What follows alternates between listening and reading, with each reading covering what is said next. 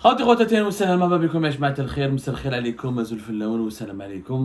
que vous allez bien. En tout cas, j'espère que vous vous portez beaucoup mieux que la situation dans notre pays, l'Algérie, parce que franchement, elle est hyper inquiétante sur tous les plans, économique et social, on en a déjà parlé, politique avec les dérives et les dérapages qui accompagnent l'organisation des élections présidentielles anticipées le 7 septembre prochain, et diplomatique et géopolitique, parce qu'aujourd'hui, depuis la polémique, surtout depuis hier, le 7 août 2024, parce que quand nous on le disait, la Russie n'est plus l'ami de l'Algérie, que la Russie, partenaire traditionnel de l'Algérie, allié historique de l'Algérie, bien avant l'indépendance du pays, le fournisseur militaire attitré de l'Algérie n'est plus le bon ami de l'Algérie, ni du régime algérien actuel, en tout cas le régime Tebboune, personne n'a voulu ne croire. Hier, le 7 août 2024, vous avez tous vu les images circulent sur les réseaux sociaux. Vous pouvez aller voir sur le site du Conseil de l'ONU qui résume les travaux d'hier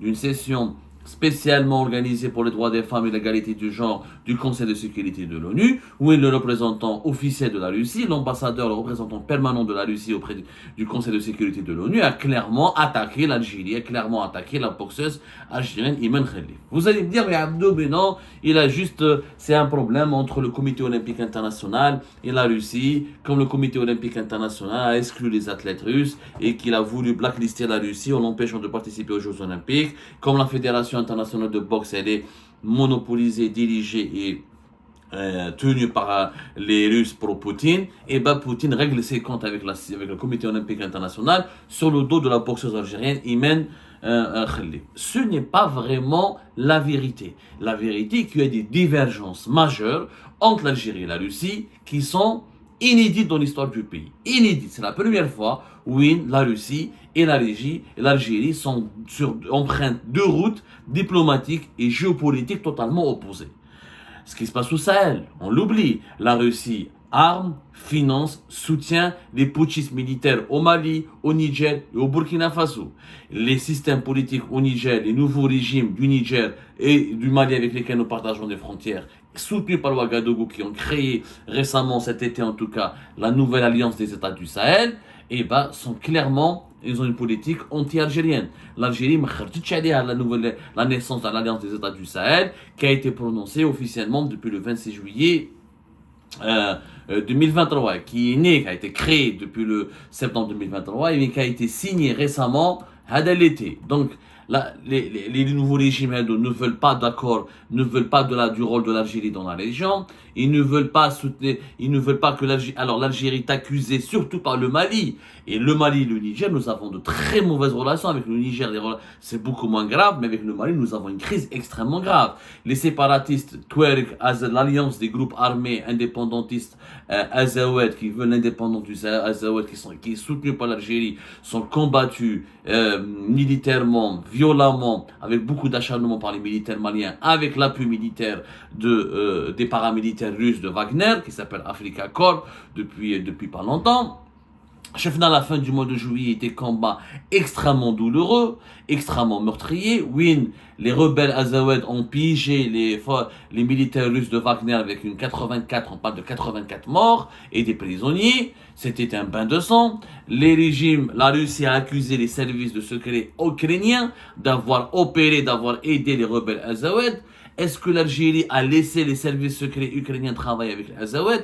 Des grands médias internationaux, même les services secrets occidentaux, britanniques et américains, ont confirmé à travers des sources non autorisées à des grands médias comme The Guardian, qui ont parlé sur ce sujet. Ils ont confirmé la présence d'agents de renseignement ukrainiens qui ont accompagné les forces armées, les rebelles armés de l'Azawad pour lutter contre Wagner, sachant que les Azawad sont essentiellement soutenus par l'Algérie. Une bonne partie des forces militaires Azawad ont des représentants qui vivent en Algérie, qui vivent à Alger, ils vivent à Alger, qui sont réfugiés en Algérie, qui sont soignés dans les wilayas du sud du pays, comme Adrar ou la Tamanrasset notamment. Certains de ces mouvements sont même soutenus financièrement, politiquement et logistiquement par l'Algérie. pour lutter contre des groupes armés islamistes et fanatiques et dangereux qui menacent le Grand Sud algérien. C'est des vérités, c'est des secrets de polichinelle, tout le monde le sait. Il y a des membres éminents, des rebelles Touareg, même certains membres le mouvement اللي كان حاكم Ansar Dine, il est pro-algérien ou l'Algérie est تحكم فيه. Donc, c'est des secrets de polichinelle et معروفين depuis des années. Je dis bien depuis des années. Iyad Agrali, je parle de Iyad Agrali, qui a été le principal dirigeant d'Ansar Dine, qui a été un mouvement islamiste, mais qui luttait contre les autres mouvements affiliés à Al-Qaïda ou affiliés à l'État islamique. Il y a eu des jeux, l'Algérie a fait des jeux d'alliance qui ont été faits et défaits depuis 2013-2014 avec pas mal de mouvances armées au sein de la population touareg du nord du Mali. Si les services secrets ukrainiens ont intervenu au nord du Mali, impossible que l'Algérie aurait fermé les yeux, impossible que l'Algérie ne le savait pas. Et là, nous voyons que l'Algérie et la Russie sont deux camps totalement adverses. C'est-à-dire qu'après la crise après avoir perdu l'Espagne, après avoir gagné comme les Émirats Arabes Unis, après avoir des crises cycliques avec la France qui ne nous soutient plus, on le voit, la France a décidé de se rapprocher du Maroc. Nous sommes en guerre pratiquement ouverte contre le Maroc. De très mauvaises relations avec l'Arabie Saoudite, des relations superficielles et instables avec l'Égypte. La Chine qui n'investit plus en Algérie, qui fait que des annonces théoriques, mais aucun méga projet ni projet important chinois n'a été fait en Algérie de Tebboune. Et aujourd'hui, nous avons la Russie de Poutine qui tourne le dos à l'Algérie. Elle tourne le dos. L'Algérie de Poutine, elle est proche du maréchal Haftar. L'allié dans la région de Poutine, maintenant, c'est plus le régime algérien, c'est la Libye du maréchal Haftar. Les Algériens et les Algériens ne le savent pas. Mais aujourd'hui, il y a une alliance qui se joue entre le Burkina Faso, le Mali, le Niger et le Tchad avec le maréchal Haftar. Début juillet dernier, le fils du maréchal Haftar, Saddam Haftar, est parti à Ouagadougou en mission, il est parti au Tchad en mission, à bord d'un jet privé, des accords ont été liés, avec le Tchad des accords militaires, des accords de sécuritaire, on parle même d'investissement, on parle même d'une coalition, d'une alliance qui est en train de se construire, et les spécialistes de la Russie le disent, que la Russie maintenant travaille sur un couloir d'influence russe dans la région qui commence de Benghazi et qui va jusqu'à Ouagadougou, en passant par Bamako et Niamey. Voilà les nouveaux alliés de la Russie. Et la Russie préfère s'allier avec les adversaires de l'Algérie. Le maréchal Haftar est un adversaire déclaré de l'Algérie. L'Algérie soutient ses ennemis qui sont à Tripoli. Et elle est contre que la Libye soit dirigée, monopolisée ou gouvernée par le maréchal Haftar qui veut s'emparer de tout le pouvoir à Benghazi parce que le maréchal Haftar, il est proche des Émiratis, il est financé par les Émiratis et par les Russes. Les Russes et les Émiratis sont des alliés aujourd'hui dans la région. Les Émiratis et les Russes se soutiennent que ce soit au Sahel, que ce soit en Libye, que ce soit en Centrafrique, que ce soit les Wagner maintenant, les forces de Wagner passent aujourd'hui par Benghazi pour aller ils ne passent pas par Alger, ils passent par Benghazi pour aller en Centrafrique, pour aller au Soudan, pour aller à Ouagadougou, pour aller à Niamey, pour aller à Bamako. Donc le monde a changé. Depuis 2023, Poutine a zappé le régime algérien. À zapper. On est loin de ces images à Poutine qui déroule le tapis rouge, un accueil impérial et royal pour Abdelmajid Tebboune qui est venu à Moscou et en juin 2023, ensuite à Saint-Pétersbourg. On a signé une déclaration d'un partenariat approfondi avec la Russie en juin 2023. Il y a eu des entraînements militaires russes avec l'armée algérienne fait dans une localité pas loin des frontières au Maroc, dans la ville de Béchar, en février 2023. L'Algérie de 2021 à 2023 a tout fait pour être dans le giron russe. Mais depuis que la Russie n'a pas validé, n'a pas soutenu l'Algérie dans son adhésion au BRICS, depuis que la Russie a construit de très bonnes relations avec les Émirats Arabes Unis, et depuis que la Russie s'est implantée, a dégagé, remplace la France comme étant le nouveau gendarme, une nouvelle force, nouveau pays très influent dans les pays du Sahel, et depuis que le maréchal Haftar est en train de s'imposer comme une force politique majeure en Libye et un acteur diplomatique majeur aussi avec ces pays voisins, notamment le Niger et le Tchad, et maintenant le Burkina Faso et le Mali, et l'équation géopolitique a totalement changé. La Russie n'est plus dans le camp de l'Algérie, c'est la première fois. On est dans deux camps adverses, que ce soit en Libye, que ce soit au Mali, que ce soit au Burkina Faso, que ce soit dans le Sahel, que ce soit même dans le monde arabe. Poutine est parti voir, et quand il vient dans le monde arabe, il ne vient pas en Algérie. Il vient il part il part à Abu Dhabi et à Riyad, en Arabie Saoudite, qui sont des puissances qui ont écarté, qui écartent l'Algérie, qui relativisent le poids, qui luttent contre l'influence géopolitique de l'Algérie. Nous sommes aujourd'hui encerclés. On n'a plus d'amis, il faut dire la vérité. Crise cyclique avec la France, crise avec l'Espagne, avec plusieurs, mis à part, nous avons de bonnes relations qu'avec l'Italie, des relations superficielles uniquement économiques, et d'excellentes relations politiques uniquement avec la Tunisie, et de bons rapports avec la Mauritanie. Et une partie de la Libye à Tripoli. Mais la Libye la plus puissante, la plus militarisée et la plus soutenue par les grandes puissances, c'est la maréchale Haftar. Parce que Haftar est soutenu par les Émirats, par l'Arabie Saoudite, par l'Égypte, par la Russie. Même les Européens préfèrent Haftar aux islamistes de Tripoli, alors que Haftar il est pro-russe. Et même les Européens ils préfèrent un pro-russe que les amis du régime algérien qui sont les islamistes de Tripoli ou là, les autres factions libyennes qui dirigent Tripoli qui sont soi-disant normalement eux c'est eux qui ont la reconnaissance internationale.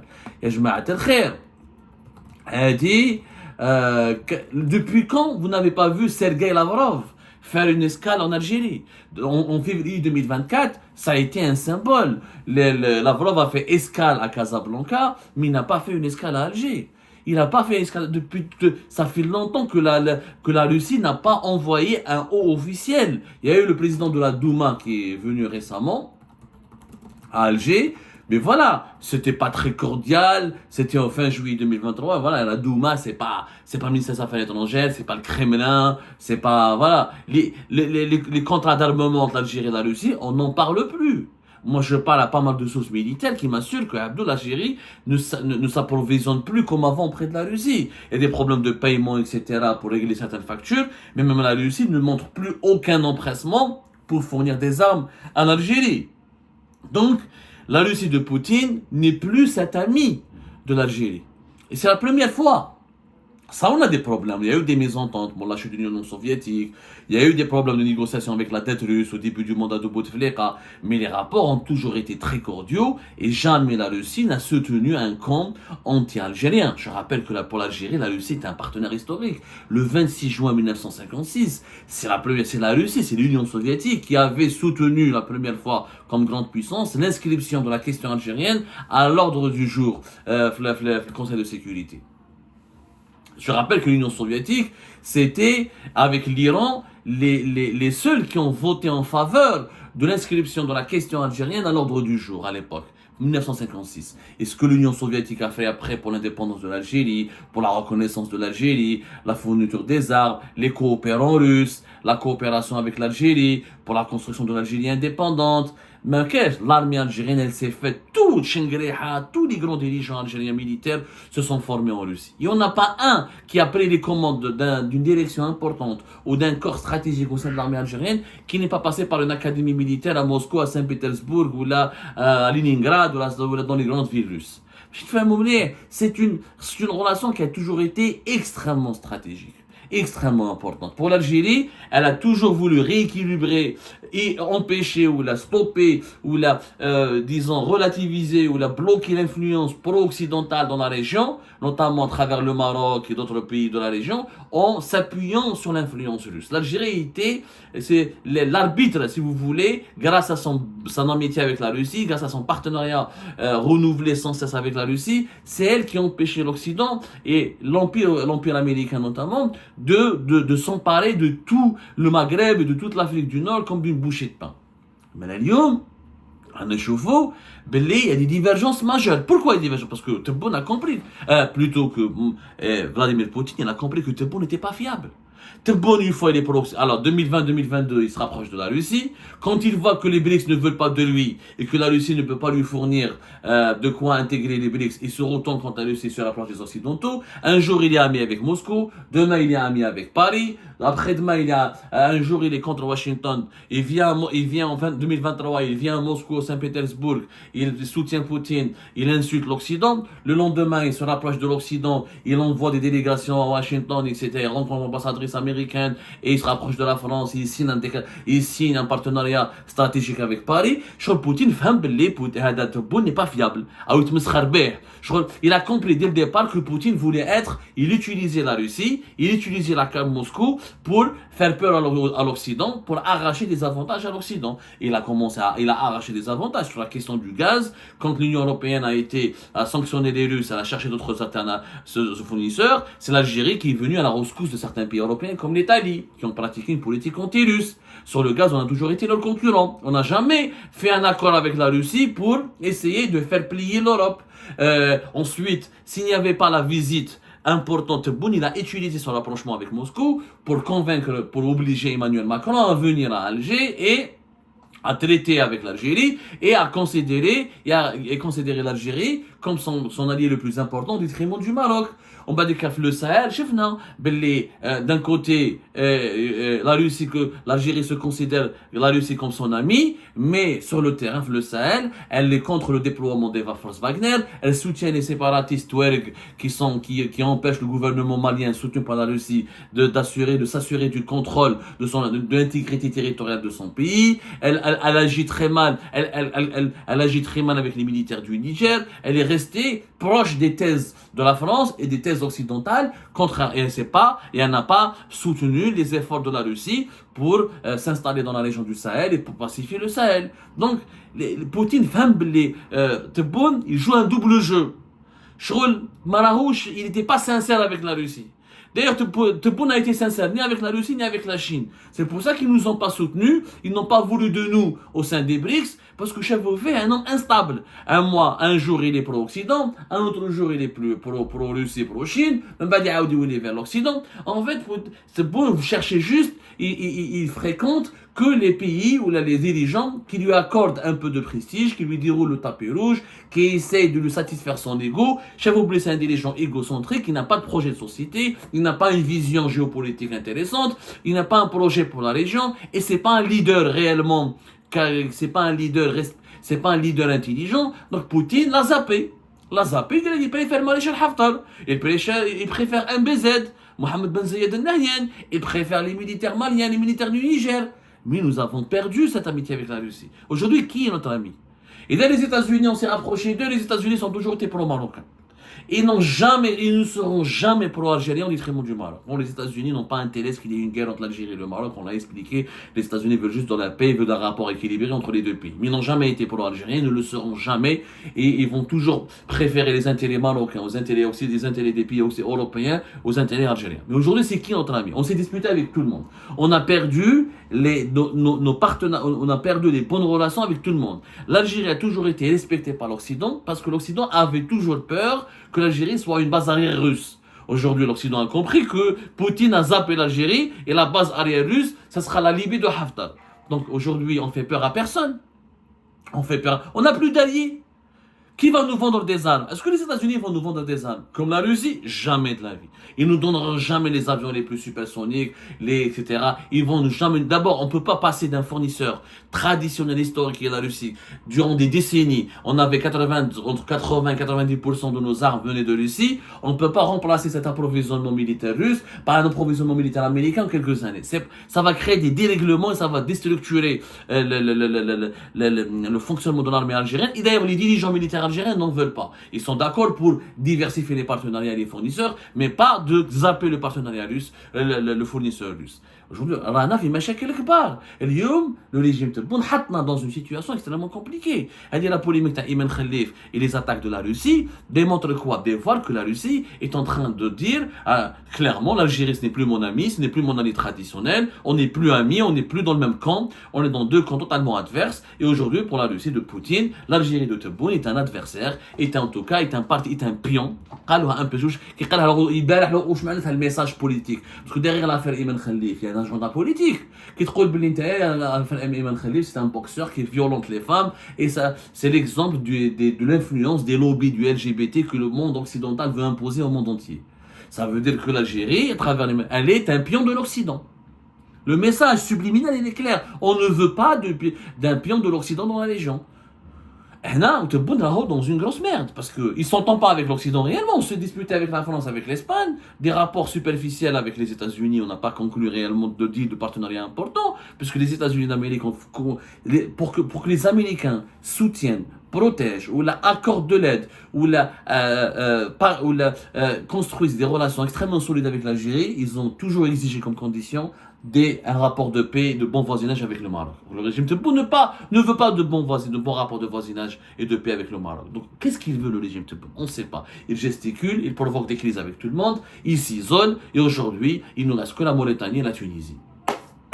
Et le gouvernement libyen de Tripoli. C'est les seuls avec lesquels on s'entend. Et encore, et cette entente, je ne sais même pas si elle est sincère, si elle est solide et si elle est durable.